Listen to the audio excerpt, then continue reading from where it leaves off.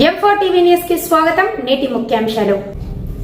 M4 TV news ప్రేక్షకులకు నిజాయితీగా, నిర్భయంగా ఎప్పటికప్పుడు తాజా కబుర్లు, భక్తి గీతాలు m4tvnews.com వెబ్సైట్ యాప్లో ప్రత్యేక ప్రసారం చేస్తుంది. వార్తలు, ప్రకటనల కోసం సంప్రదించవలసిన సెల్ ఫోన్ నెంబర్లు 9666665026 9014163335.